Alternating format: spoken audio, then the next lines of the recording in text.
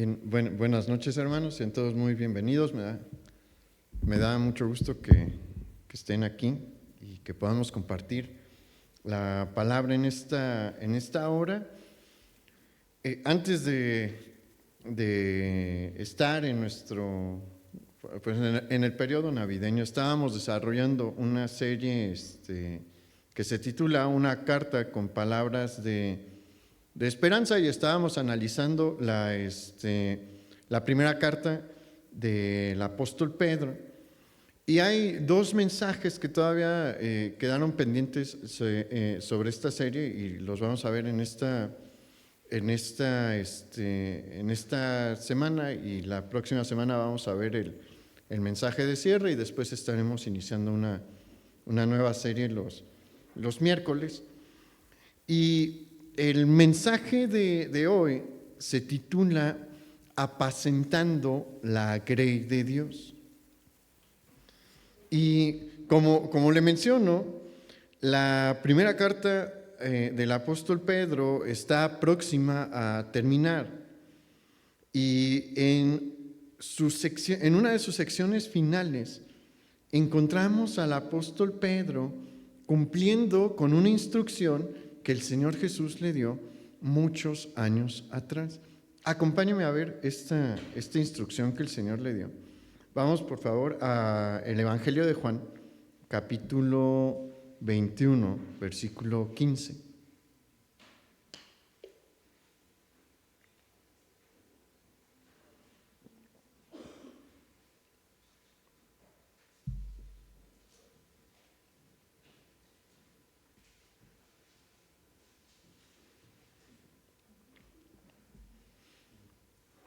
Juan 21, 15 dice: Cuando hubieron comido, Jesús dijo a Simón Pedro: Simón, hijo de Jonás, ¿me amas más que estos? Le respondió: Sí, Señor, tú sabes que te amo. Él le dijo: Apacienta mis corderos. Volvió a decirle la segunda vez: Simón, hijo de Jonás, ¿me amas? Pedro le respondió: Sí, Señor, tú sabes que te amo. Le dijo: Pastorea mis ovejas. Le dijo la tercera vez: Simón, hijo de Jonás, ¿me amas? Pedro se entristeció de que le dijese la tercera vez: ¿me amas? Y le respondió: Señor, tú lo sabes todo, tú sabes que te amo. Jesús le dijo: Apacienta mis ovejas. En este pasaje que acabamos de leer, encontramos al Señor Jesús restaurando a Pedro, quien días atrás le había negado 3 veces. No es casualidad que Jesús le haya preguntado 3 veces a Pedro. ¿Cuántas veces le negó Pedro? 3. Entonces, por eso es que Jesús plantea en 3 ocasiones la pregunta. Y en estas 3 ocasiones, tras la respuesta de Pedro afirmando que le amaba, en cada ocasión le da una encomienda, la misma encomienda, y que le dice que tenga cuidado de sus ovejas. Y mire, es que el Señor Jesús pues es Dios todopoderoso, pero también es Dios omnisciente. Entonces el Señor Jesús pues sabía el papel que Pedro iba a desempeñar en la vida temprana de su iglesia. El Señor lo conoce todo. Aquí pues es importante hacer rápidamente una aclaración. Pedro sí fue importante en la vida de la iglesia cristiana, pero no como lo maneja la iglesia católica. La iglesia católica muestra una figura de Pedro que no se apega al Pedro histórico que podemos encontrar en la Escritura, que son nuestros testimonios más confiables de la vida de Pedro, ni con los documentos más antiguos que hay sobre Pedro. O sea, Pedro obviamente fue bastante importante. ¿Quién fue el primer cristiano en dar un discurso público? Pedro. ¿Quién fue el primero en compartir en la casa de un gentil? Pedro. Pedro fue un instrumento importante dentro de la vida de la iglesia en sus primeros años, pero no era al que el Señor Jesús le pasó la estafeta. ¿Le pasó la estafeta a quién? A todos sus discípulos, incluyéndonos ya a nosotros. Entonces eso sí es algo que quería aclarar, pero pues el Señor sabe el trabajo que va a tener Pedro que hacer. Y en este momento en el que Pedro está escribiendo esta carta, ya han pasado varios años, porque acuérdense que cuando estuvimos en el primer mensaje de esta epístola, platicamos que la primera carta de Pedro se redacta en el 64 después de Cristo, después de que Nerón emite el edicto que declara ilegal al cristianismo, declara la fe cristiana como una fe ilegal dentro del Imperio Romano, y eso desata la primera gran persecución.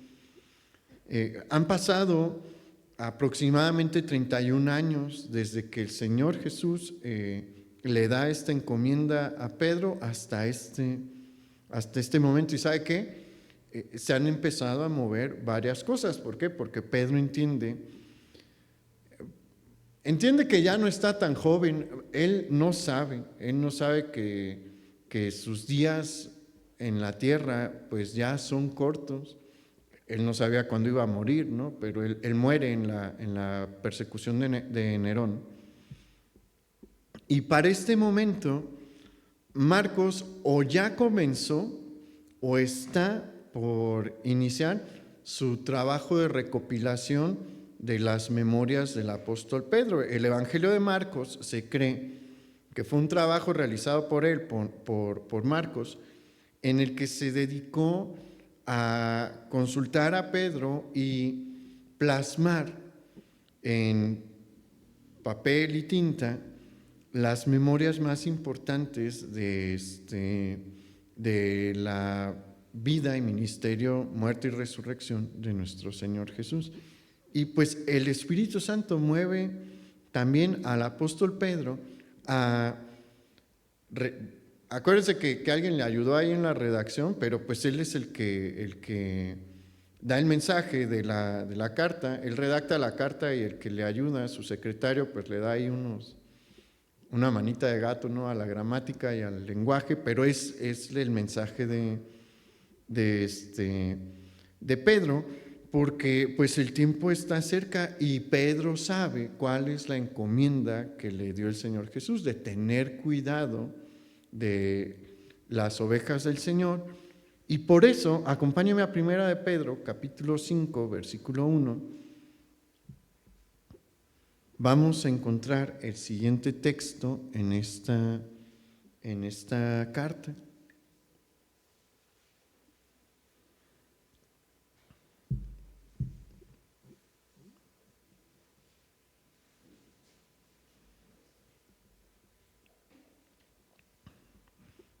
Primera de Pedro 5:1 dice: ruego a los ancianos que están entre vosotros, yo anciano también con ellos, y testigo de los padecimientos de Cristo, que soy también participante de la gloria que será revelada, apacentad la grey de Dios que está entre vosotros, cuidando de ella, no por fuerza, sino voluntariamente, no por ganancia deshonesta, sino con ánimo pronto, no como teniendo señorío sobre los que están a vuestro cuidado, sino siendo ejemplos de la grey.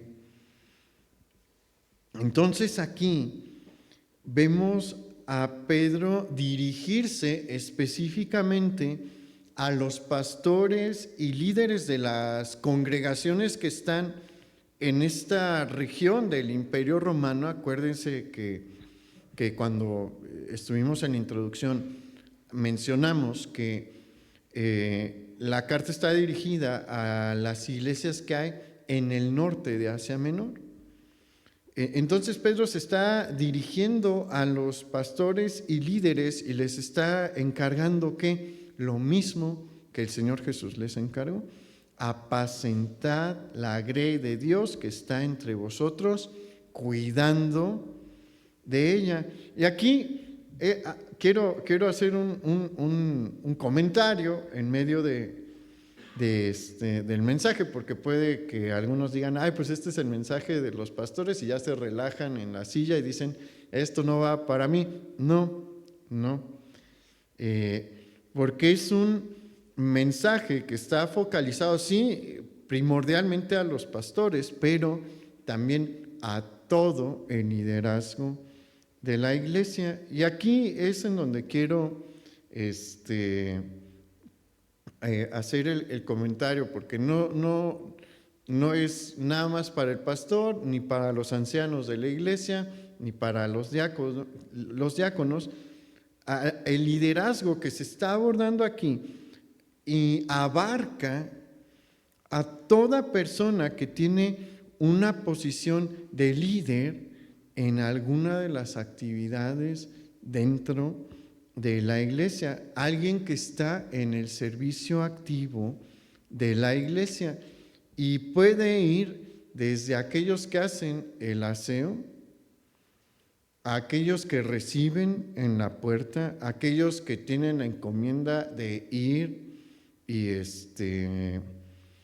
saludar a los que vienen por primera vez, aquellos que auxilian en el desarrollo del servicio, ya sea general, del miércoles o del domingo, o que auxilian en las reuniones de jóvenes, en las reuniones de adolescentes, que ayudan con los niños, que ayudan, que tienen algún tipo de responsabilidad en la reunión de damas o en otro tipo de actividades como las visitas a la casa hogar. Eso hablando de nuestra iglesia local, porque pues el mensaje va primero para la iglesia local, y pues es una bendición que otras personas a través de internet puedan recibirlo, ¿no? Pero el mensaje va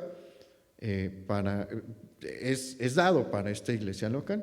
Entonces también si van a los hospitales, si se sirven lo de los hospitales, pues este mensaje es para ustedes. A ver, levante la mano de aquí, ¿quién está involucrado en alguna de estas áreas? ¿A quién le gustaría aparte servir? Entonces, también va para ustedes, porque si tienen la intención de servir, pues se debe de tomar en cuenta esta instrucción. Entonces no se ponga cómodo y diga, pues a ver qué les dicen a los líderes, ¿no? Esto va para todos los que estamos aquí. Bien, entonces, ya que aclaramos esto, vemos que el Señor nos ha dejado a todos este encargo de tener cuidado de sus ovejas. Y cuando empezamos con el texto del Evangelio de Juan, porque es importante que todos tengamos claro y presente que se trata de las ovejas de Jesús. Las ovejas no son de los pastores, no son de los líderes, son de Jesús. Y aquí hay algo que sí, a lo que le debemos de prestar atención, porque Jesús fue muy enfático en este punto. En cada ocasión que Jesús está restaurando a Pedro y le da la encomienda, le dice, apacienta mis corderos, apacienta mis ovejas, y en la tercera ocasión le vuelve a decir, apacienta mis ovejas. Nunca dice, apacienta a las ovejas. Jesús fue cuidadoso en las 3 ocasiones en utilizar el artículo posesivo, mis ovejas. ¿Por qué? Porque Jesús allí está resaltando que son de su propiedad. Y bueno, entender ya esto empieza a cambiar la manera en la que se ve el liderazgo. Porque lamentablemente, y esto es algo, bueno, siempre ha habido malos líderes, ¿no? Autoritativos y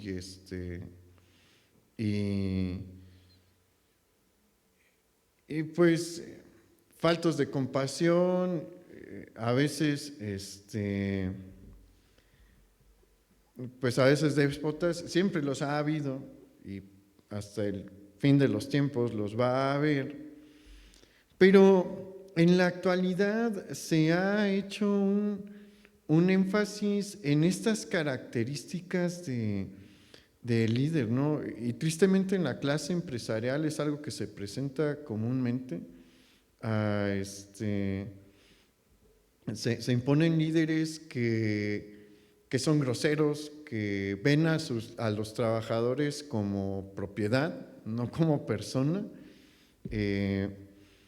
Le llaman ahora capital humano, y usted chéquenlo, es uno de los términos que se utiliza en esta área, y bueno, al llamarle capital o recurso humano, ese término implica una cierta degradación del valor de la persona. ¿Por qué? Porque el capital, usted lea lo que es la definición del capital, generalmente refiere a objetos, y bueno, dicen capital humano, pero lo están equiparando como a mi capital que tengo en maquinaria, el capital que tengo en efectivo, mis activos y demás. O sea, y bueno, eso se mete inconscientemente en la mente de los empresarios y dicen, pues es que es mi capital humano, en lugar de decir son las personas que me ayudan en la empresa a que todo funcione, porque pues el jefe no lo puede hacer todo, el dueño no lo puede hacer todo. Obviamente él tiene una ganancia mayor, justificable y todo,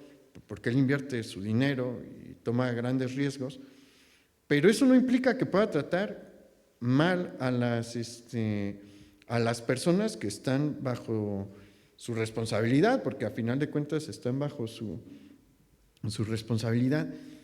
Y esto, lo creo o no, se llega a transferir esta forma de pensamiento a veces en las iglesias también. Y los pastores empiezan a tratar a las ovejas como si fueran suyas y bueno, vemos que no es así. Ya lo hemos platicado en otras ocasiones. Toda cosa que encontramos en la palabra de Dios es importante porque es su palabra, es instrucción de Dios. Pero cuando el Señor repite algo, es porque es algo a lo que le quiere que le prestemos atención, es algo muy importante. Son contadas las cosas que el Señor repite 3 veces.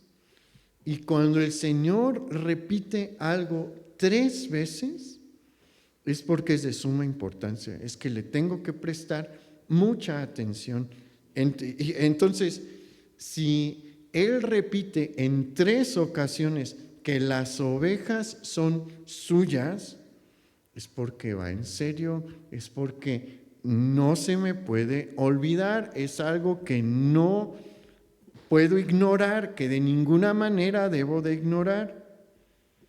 Entonces, cuando usted está en una actividad de la iglesia y tiene una responsabilidad, entienda que las personas que están bajo su responsabilidad no son suyas. Esas ovejas son ¿de quién? De Jesús. Y bueno, entendiendo esto, teniendo esto presente, es fácil entender por qué el apóstol Pedro en el versículo 3 nos dice: no como teniendo señorío sobre los que están a vuestro cuidado, sino siendo ejemplos del grey. Ningún pastor y ningún líder, y aplíqueselo eso a usted, puede actuar como el dueño de las ovejas. Es algo que nos queda terminantemente prohibido. Está prohibido enseñorearse de las ovejas. ¿Qué significa esto? ¿Qué significa enseñorearse? Significa ejercer una potestad de propietario, pudiendo disponer de ellas a voluntad y deseo, sirviéndose de ellas y sacándoles provecho. El pastor, en términos naturales, no podía cortar la lana de la oveja y después ir a venderla. Eso ¿a quién le correspondía? Al dueño. O sea, sí le ayudaban, ¿no? Pero la venta de la lana, pues era, la ganancia por la venta de la lana era para el dueño del ganado. De igual manera, el pastor no podía decir, ay, pues como que esa se ve buena para hacer ahorita un potaje o una, bueno, en términos mexicanos, una birria o algo así. No. El pastor no podía disponer de ninguna de las ovejas. ¿Por qué? Porque no son suyas, no son su propiedad, son del dueño del ganado. Entonces, eso es algo que nosotros debemos de entender y aplicar en las posiciones de liderazgo y de responsabilidad en la iglesia. Las ovejas no son nuestras, no podemos disponer de ellas de acuerdo a nuestro deseo y voluntad, y no podemos ni debemos buscar de sacarles algún provecho, porque ahí estamos extendiendo la mano sobre algo que no nos pertenece. Le estamos haciendo daño al rebaño ¿de quién? Del Señor.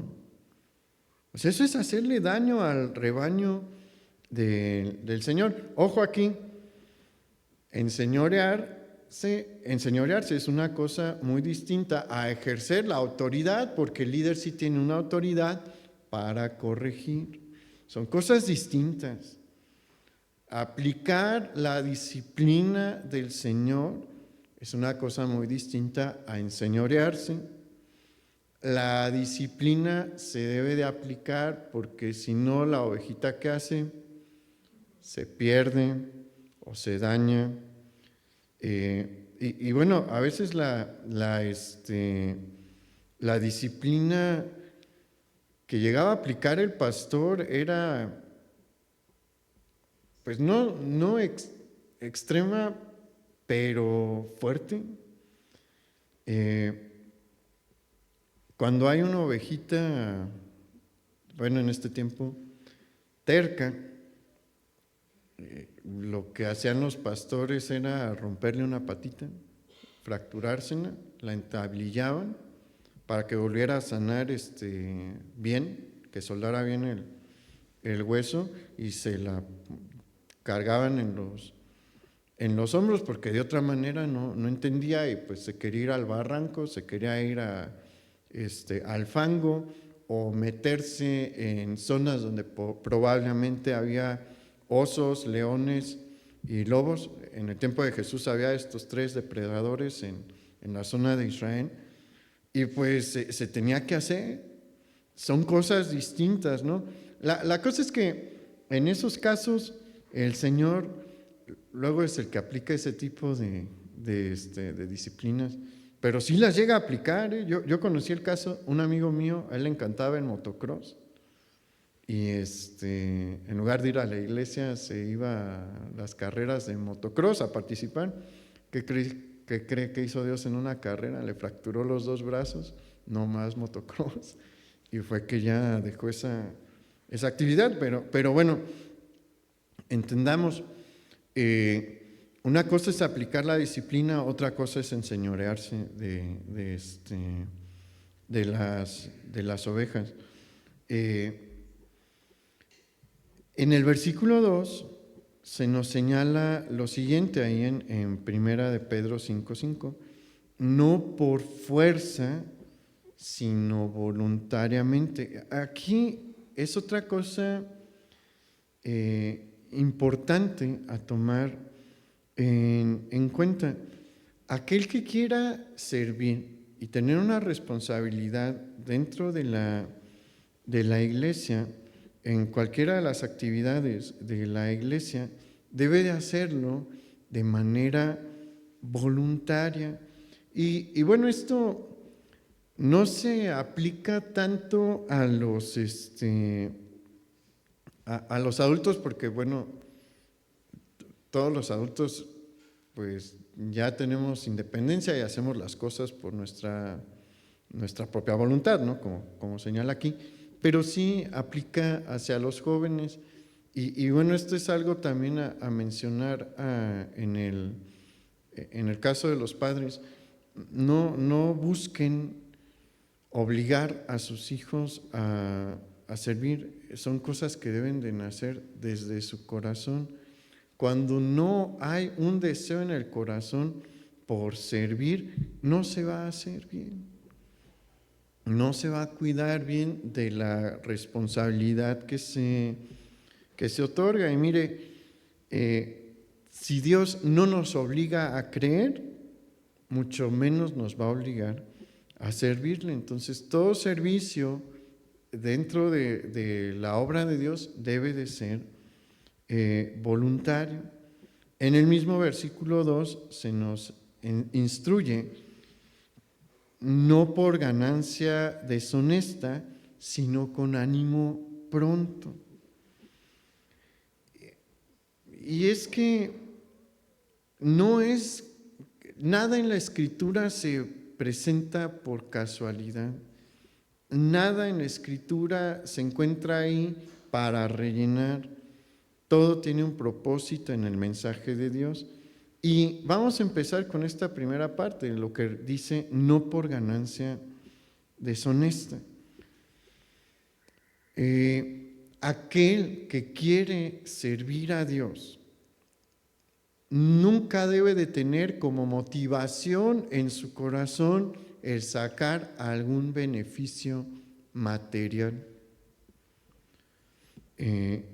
Aquel que entra al servicio de Dios buscando obtener un servicio material está dando un paso falso, un paso en el camino equivocado, un paso en la dirección equivocada.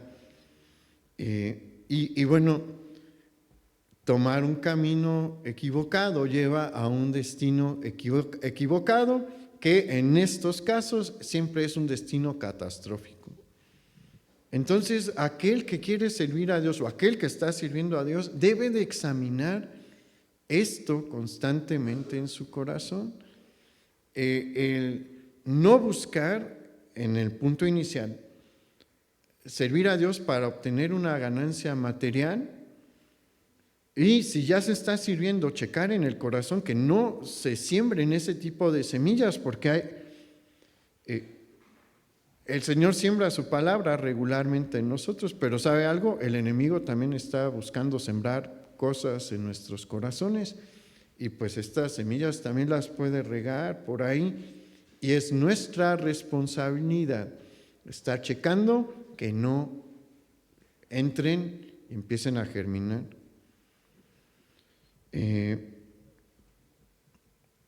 Es larga la lista de hombres y mujeres a lo largo de la historia del pueblo de Dios que buscaron participar del ministerio con el objeto de obtener una ganancia.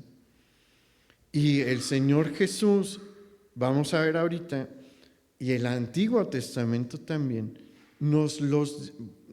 sobre todo el Señor Jesús, nos describen características de estas personas para que las identifiquemos y nos alejemos de ahí, como ovejas. Y también les va a advertir a estas personas lo que ha de venir si ellos se atreven a aparentar servirle para obtener un beneficio. Y vamos a ver que el Antiguo Testamento es más específico en el reclamo que Dios dirige hacia este tipo de personas, pero vamos a iniciar viendo lo que dice el Señor Jesús. Vamos a Juan capítulo 10, versículo 12, por favor.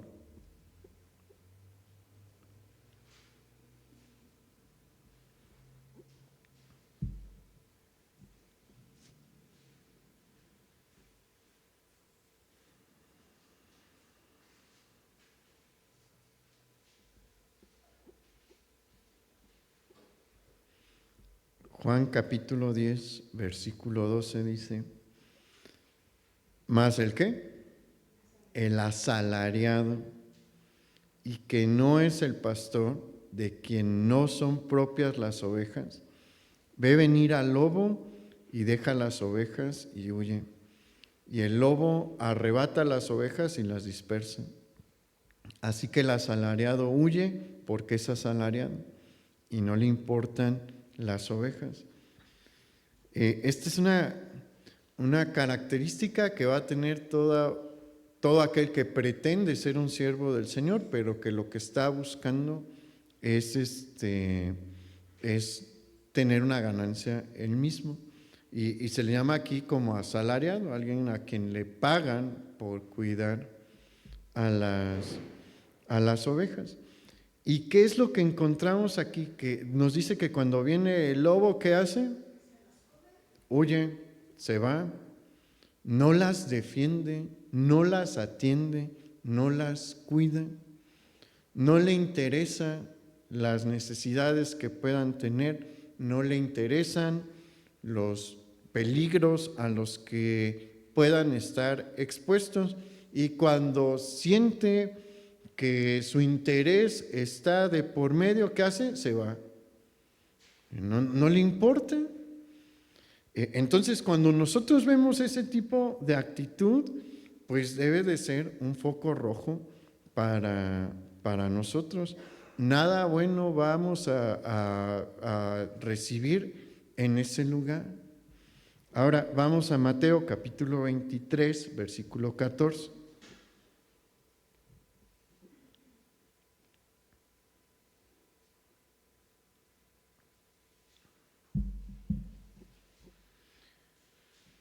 Acuérdese que en el tiempo de Jesús, los escribas, los fariseos y los saduceos, que eran los sacerdotes, eran los líderes espirituales de la nación de Israel.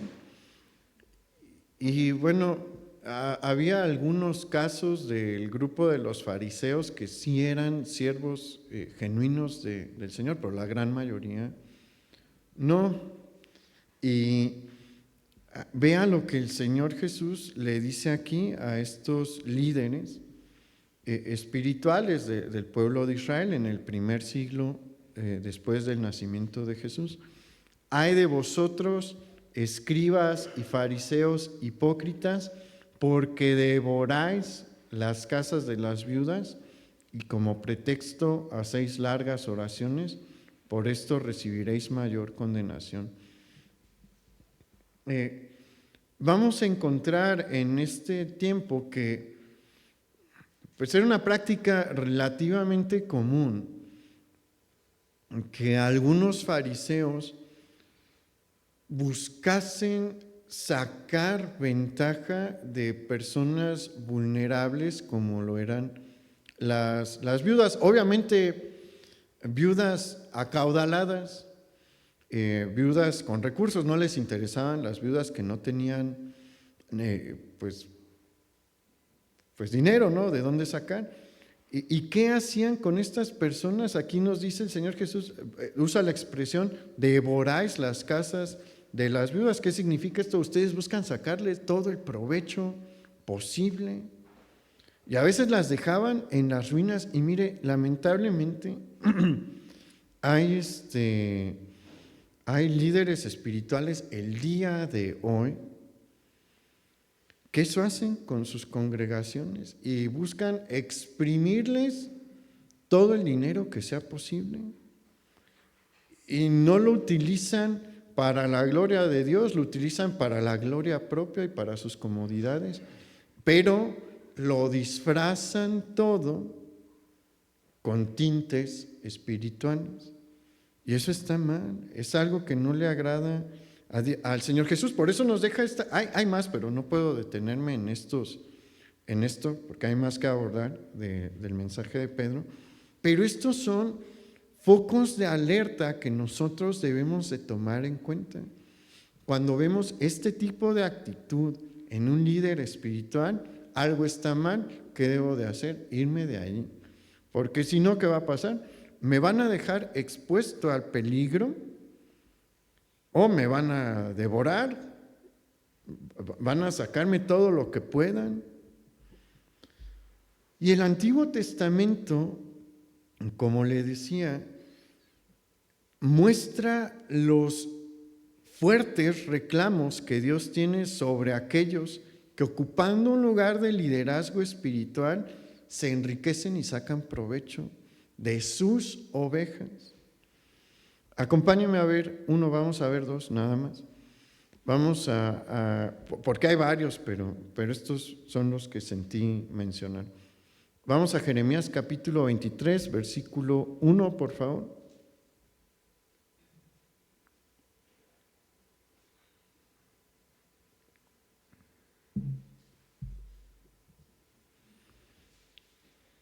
Jeremías 23, 1 dice: Ay de los pastores que destruyen y dispersan las ovejas de mi rebaño, dice Jehová. Por tanto, así ha dicho Jehová, Dios de Israel, a los pastores que apacientan mi pueblo: vosotros dispersasteis mis ovejas y las esparcisteis, y no las habéis cuidado. He aquí que yo castigo la maldad de vuestras obras, dice Jehová. Aquí encontramos un reclamo con una promesa. ¿Qué promesa? Castigo. Mire, Dios, el Señor, tiene promesas de bendición y son de las que nos encanta oír, pero hay promesas de castigo. Y así como Dios cumple sus promesas de bendición, cumple también sus promesas de castigo. Esto no es un juego. El servir a Dios no es algo para tomarse a la ligera.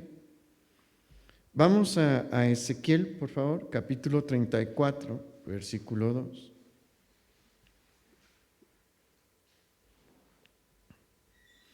Este es otro reclamo por parte del Señor.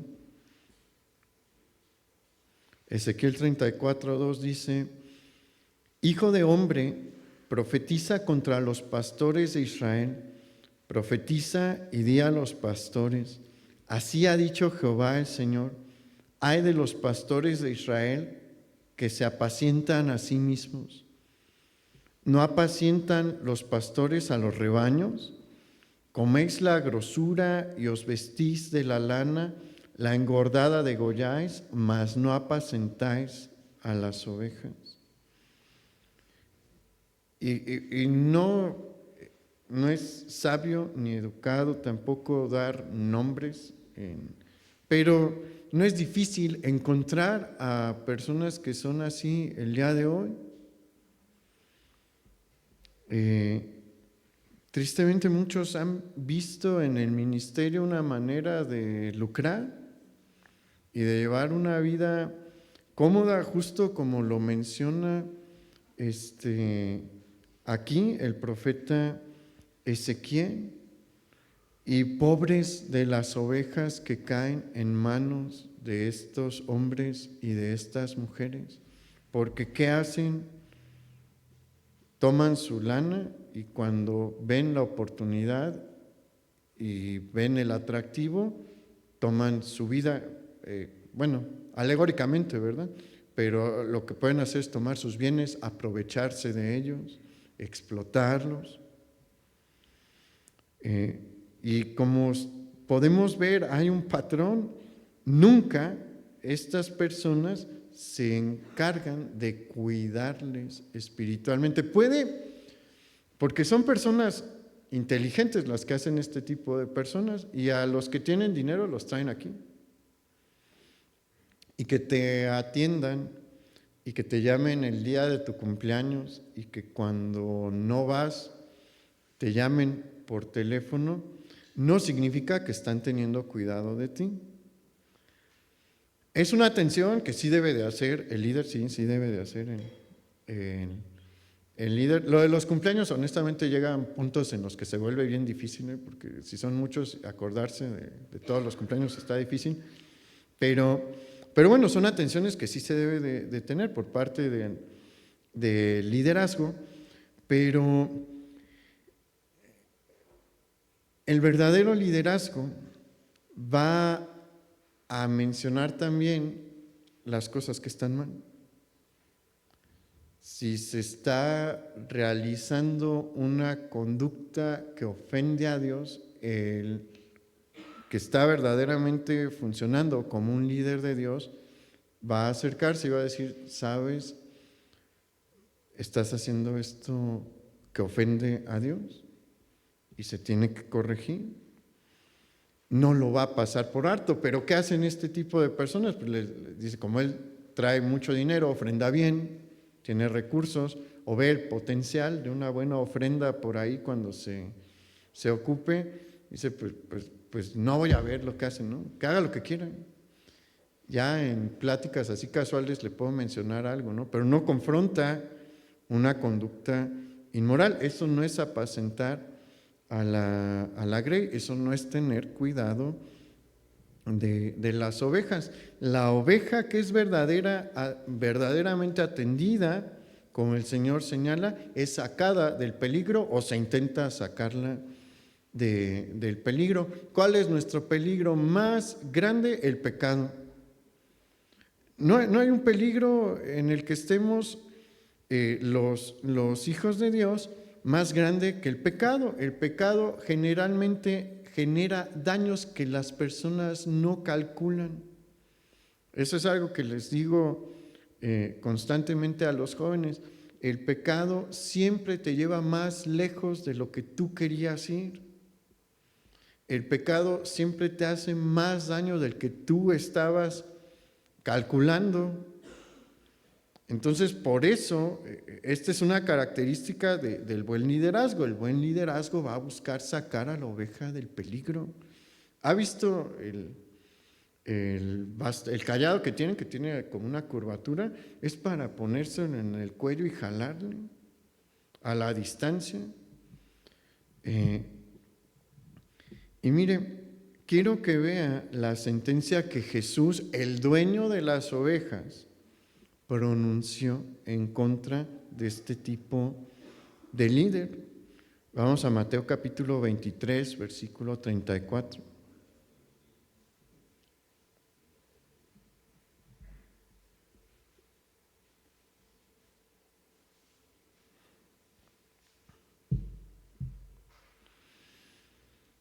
Mateo 23, 34 dice, por tanto, he aquí yo os envío profetas y sabios y escribas, y de ellos a unos mataréis y crucificaréis, y a otros azotaréis en vuestras sinagogas y perseguiréis de ciudad en ciudad, para que venga sobre vosotros toda la sangre justa que se ha derramado sobre la tierra, desde la sangre de Abel el justo hasta la sangre de Zacarías, hijo de Berequías, a quien matasteis entre el templo y el altar. Este mensaje, ¿a quién se lo está dirigiendo Jesús? A los escribas y fariseos y a los sacerdotes. ¿Y qué les dice? En el tiempo del fin voy a llamar a cuentas a todos los líderes falsos y voy a demandar de ellos todas las desgracias que vinieron sobre mi pueblo. Porque, mire, los líderes falsos llevan a la desgracia a una porción del pueblo de Dios. Y Dios lo toma en cuenta. La cosa es que, como a veces vemos que se salen con la suya por un tiempo, decimos es que Dios no interviene, o Dios no lo ve, o Dios no lo toma en cuenta, pero sí lo hace. Y tarde o temprano, y ese tarde puede incluso llegar a la eternidad, pero los va a llamar a cuentas y van a sentir el efecto del castigo que Él va a implementar. Y mire, vamos a ver un caso de esto. Es el caso de Jesse, siervo del profeta Eliseo. Él, Jesse, tenía un lugar privilegiado en todo el reino del norte. ¿Por qué? Porque, como mencionamos, él era el siervo del profeta Eliseo. Y uno dice, ay, pues siervo como que no suena a que tienes un lugar privilegiado, ¿no? Porque asociamos la palabra siervo con la actividad de la servidumbre, o sea, alguien que está allí para pues hacer el aseo, para ver las cuestiones de limpieza. Pero no, eso no es a lo que se refiere aquí. Obviamente sí lo abarca, porque Jesse era el que estaba a cargo de cuidar de las cosas de Eliseo, pero ser siervo del profeta significaba también ser su discípulo principal, su discípulo más cercano.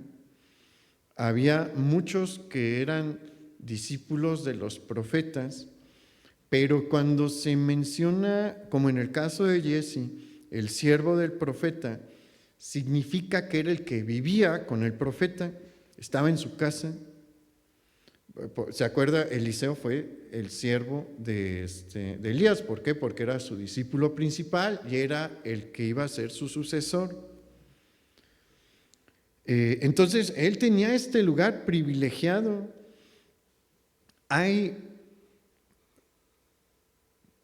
ciertos profetas que fueron de suma importancia en la historia de Israel, que fueron un parteaguas en la historia de Israel. El primero es Moisés, Josué, Samuel. El siguiente que es así importante es Samuel. Y después es este dúo, Elías y Eliseo. Jesse estaba aprendiendo y siendo el discípulo principal de uno de los profetas más importantes del pueblo de Dios. Pero el problema con él era que su corazón no era sincero. Este tipo de personas se puede meter en todo lugar. Por un buen tiempo estuvo de esta manera con Eliseo. La cosa es que el libro de los Reyes no sigue exactamente una cronología lineal, pero Jesse es el siervo que vio las huestes celestiales cuando querían capturar a Eliseo, y que Eliseo le dice, Señor, abre los ojos y que vea quién está a nuestro favor. Y es que puede haber los carros de la hueste celestial. Y después de eso, de este evento es que viene el pasaje de Naamán. Naamán es un hombre de poder, es un capitán, es un militar de alto rango, y pues tiene este problema de la lepra, y pues tiene que aprender una lección de humildad, reconocer que el Dios de Israel es el Dios único y verdadero, y se va y se baña en el Jordán obedeciendo la instrucción del profeta del Dios único y verdadero, y queda sano. Y pues en su corazón está el deseo pues de bendecir al profeta Eliseo, y llega él, le dice, ¿sabes qué? Te quiero regalar vestidos nuevos. Esto era mucho dinero.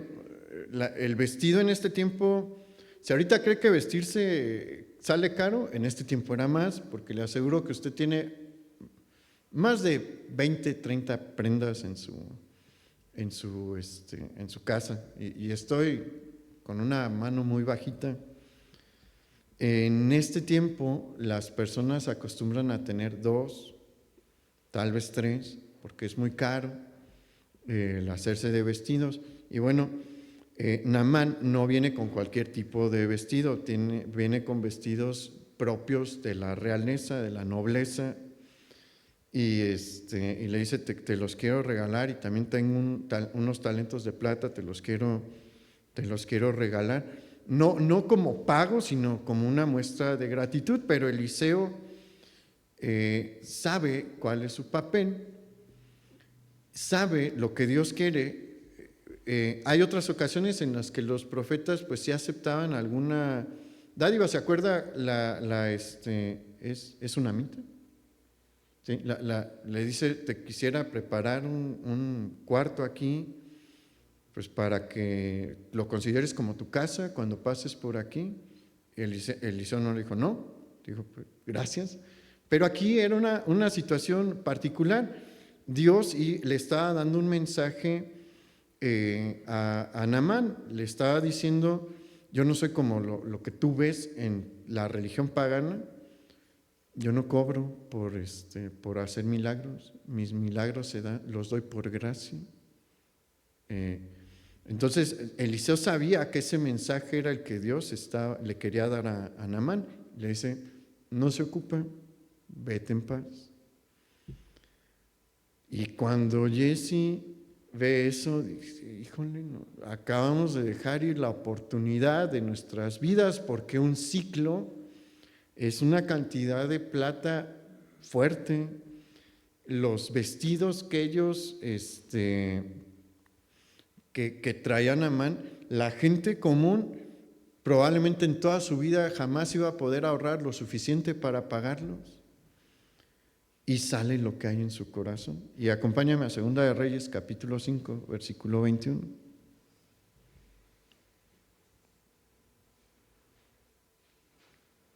Segunda de Reyes, capítulo 5, versículo 21 dice: y siguió Jesse a Naamán, y cuando vio Naamán que venía corriendo tras él, se bajó del carro para recibirle y dijo, ¿va todo bien? Y él dijo, bien, mi Señor me envía a decirte, he aquí vinieron a mí en esta hora del monte de Efraín 2 jóvenes de los hijos de los profetas. Te ruego que les des 1 talento de plata y 2 vestidos nuevos. Dijo Naamán, te ruego que tomes 2 talentos, y le insistió y ató 2 talentos de plata en 2 bolsas y 2 vestidos nuevos, y los puso todo a cuestas a 2 de sus criados para que lo llevasen delante de él. ¿Se acuerda que dice que devoran? Él nada más iba por 1, le ofrecieron 2 y nunca dijo no, dijo sí, para que vengan para acá, o sea, nunca rechazó. ¿Y se salió con la suya Jesse? Sí, hasta este momento, sí. Porque, vamos al versículo 25. Dice, y él entró y se puso delante de su señor. Para esto él ya había escondido los vestidos y los talentos. Y vea, y Eliseo le dijo, ¿de dónde vienes, Jesse? Y él le dijo, tu siervo no ha ido a ninguna parte. Él entonces le dijo, ¿no estaba también allí mi corazón cuando el hombre volvió de su carro a recibirte? Es tiempo de tomar plata y de tomar vestidos, olivares, viñas, ovejas, bueyes, siervos y siervas. Por tanto, la lepra de Naamán se te pegará a ti y a tu descendencia para siempre. Y salió de delante de él leproso, blanco como la nieve. Se quedó con los talentos y los vestidos probablemente.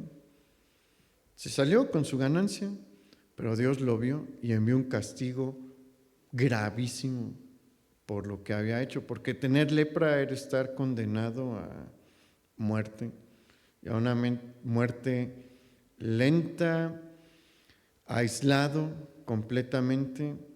De nada le sirvieron los vestidos tan bonitos que iba a ponerse, pues supongo que en algún momento se los puso. A los leprosos se les cae la nariz, se les caen las orejas, se están descomponiendo vivos en ocasiones, huelen mal. ¿De qué les servía ese dinero? De nada. ¿De qué les servían los vestidos? De nada. Por un rato se salió con la suya. Todo el camino desde que se encontró con Naamán hasta que escondió, él dijo, me salí con la mía y saqué lo que quería.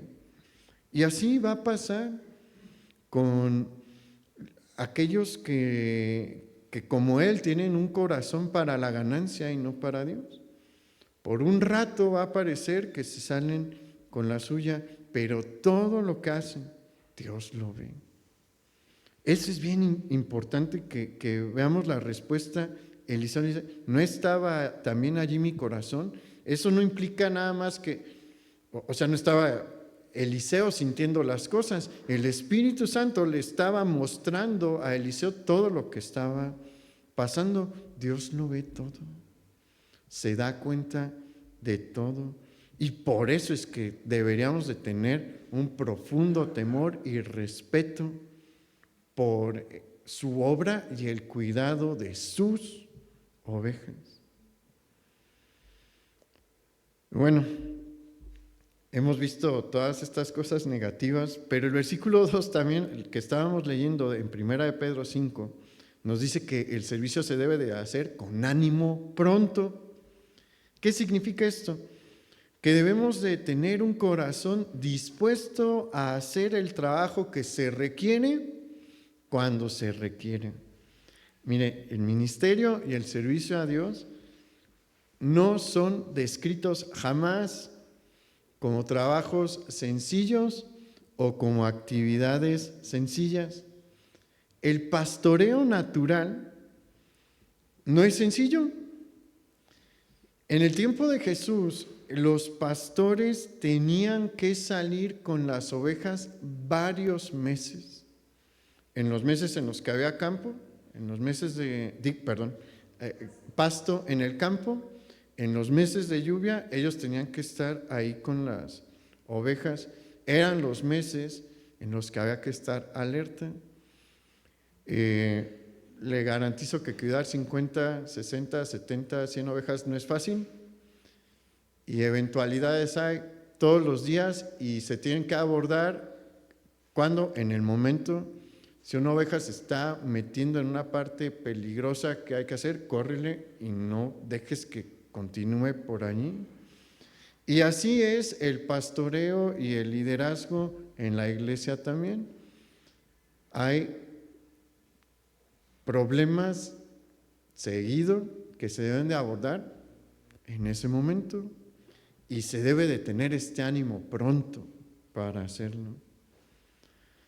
Y el versículo 3 nos manifiesta que debemos de ser ejemplo de la grey. ¿Qué significa esto? Que nuestra enseñanza no debe de limitarse únicamente a lo que se dice desde el púlpito, se debe de ver manifestado en la vida diaria de los líderes, de aquellos que están en liderazgo. Y vamos para terminar al versículo 4, ahí en 1 de Pedro, capítulo 5.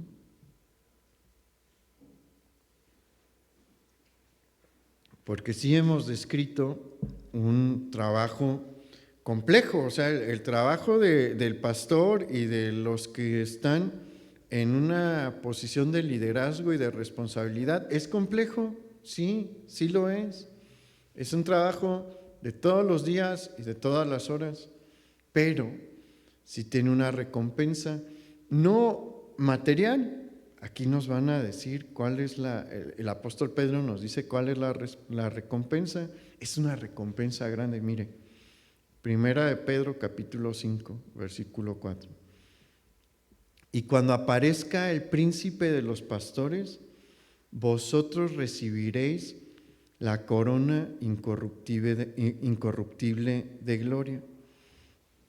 En el tiempo del fin, hemos platicado que el Señor Jesús, que es el príncipe de los pastores, va a llamar a cuentas a aquellos que bajo su nombre explotaron y dañaron a su rebaño, pero también va a llamar a aquellos que hicieron el trabajo bien y que les va a dar la corona incorruptible de gloria. ¿Y qué es esto? ¿A qué se refiere esto en la corona incorruptible de gloria? Y aquí para entenderlo tenemos que remontarnos a lo que simbolizaba una corona en el tiempo del Nuevo Testamento. Las coronas, no se refiere a la corona de un rey, ¿no? Las coronas eran un premio que se entregaba a alguien como señal de una victoria o de un logro. Por ejemplo, a los generales romanos, cuando habían logrado una gran victoria, se hace una ceremonia, un desfile por las vías principales de Roma hasta donde estaba el César, y ahí se le daba una corona. En las Olimpiadas, a los que salían victoriosos en las distintas disciplinas, ya fuera lucha o velocidad, carreras y demás, se les daba una corona. Entonces, aquellos que obtenían una gran victoria o un gran logro, se les recompensaba con esto, y no necesariamente eran de oro o de algún metal precioso, eran a veces de hojas de laurel, pero era una señal de que se cumplió con algo, que se alcanzó algo. Entonces, aquellos que estuvieron en el servicio del Señor, se les va a dar algo que reconoce, para que todo el mundo reconozca en el reino de los cielos que hicieron su trabajo bien. Y bueno, eso es algo que anima, ¿no? Esa es una recompensa por la que vale la pena esforzarse, que el Señor, cuando estemos en la eternidad, llegue y nos diga: hiciste tu trabajo bien. Estoy contento y complacido por el trabajo que hiciste. Entonces, como platicamos, esto es para todos nosotros, porque muchos aquí ya están sirviendo y tienen alguna responsabilidad o tienen la intención de hacerlo. Entonces, vea lo que el Señor le está diciendo hoy y échele ganas para obtener esta señal que se va a dar para aquellos que hicieron bien su trabajo. Vamos a orar.